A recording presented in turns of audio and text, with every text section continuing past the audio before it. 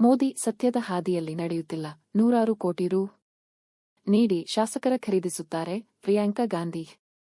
ಚಿತ್ರದುರ್ಗ: ದೇಶದ ಅತಿ ದೊಡ್ಡ ನಾಯಕ ನೈತಿಕತೆಯನ್ನು ತೊರೆದು ಜನರ ಮುಂದೆ ನಾಟಕವಾಡುತ್ತಿದ್ದಾರೆ ಮತ್ತು ಅವರು ಸತ್ಯದ ಹಾದಿಯಲ್ಲಿ ನಡೆಯುತ್ತಿಲ್ಲ ಎಂದು ಕಾಂಗ್ರೆಸ್ ಪ್ರಧಾನ ಕಾರ್ಯದರ್ಶಿ ಪ್ರಿಯಾಂಕಾ ಗಾಂಧಿ ವಾದ್ರಾ ಮಂಗಳವಾರ ಪ್ರಧಾನಿ ನರೇಂದ್ರ ಮೋದಿ ಅವರ ವಿರುದ್ಧ ತೀವ್ರ ವಾಗ್ದಾಳಿ ನಡೆಸಿದ್ದಾರೆ.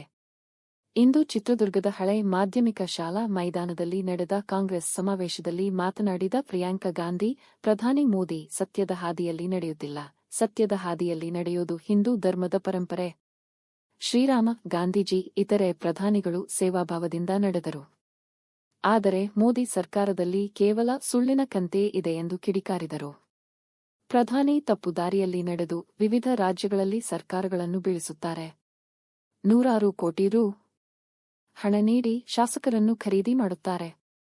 ಚುನಾವಣೆ ವೇಳೆ ಅಭಿವೃದ್ಧಿ ವಿಚಾರ ಬಿಟ್ಟು ಜನರ ಭಾವನೆ ಕೆರಳಿಸುತ್ತಾರೆ ಎಂದು ಕಾಂಗ್ರೆಸ್ ನಾಯಕಿ ಹೇಳಿದರು.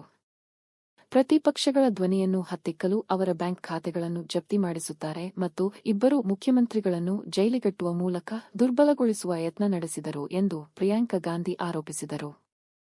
ಈಗ ರದ್ದುಗೊಂಡಿರುವ ಚುನಾವಣಾ ಬಾಂಡ್ಗಳ ಯೋಜನೆ ಕುರಿತು ಮಾತನಾಡಿದ ಕಾಂಗ್ರೆಸ್ ನಾಯಕಿ, ದಾಳಿಗೊಳಗಾದ ಕಂಪನಿಗಳು ಬಿಜೆಪಿಗೆ 100 ಕೋಟಿ ರು ದೇಣಿಗೆ ನೀಡಿವೆ ಮತ್ತು ನಂತರ ಅವರ ವಿರುದ್ಧದ ಪ್ರಕರಣಗಳನ್ನು ಕೈಬಿಡಲಾಗಿದೆ. ನೋಟು ಅಮಾನ್ಯೀಕರಣದ ಮೂಲಕ ಕಪ್ಪು ಹಣವನ್ನು ಬಿಳಿಯಾಗಿಸಿ ಬಿಜೆಪಿ ಖಾತೆಗೆ ಜಮಾ ಮಾಡಿದ್ದು ಹೇಗೆ ಎಂಬುದು ಈಗ ಸ್ಪಷ್ಟವಾಗಿದೆ ಎಂದು ಟೀಕಿಸಿದರು.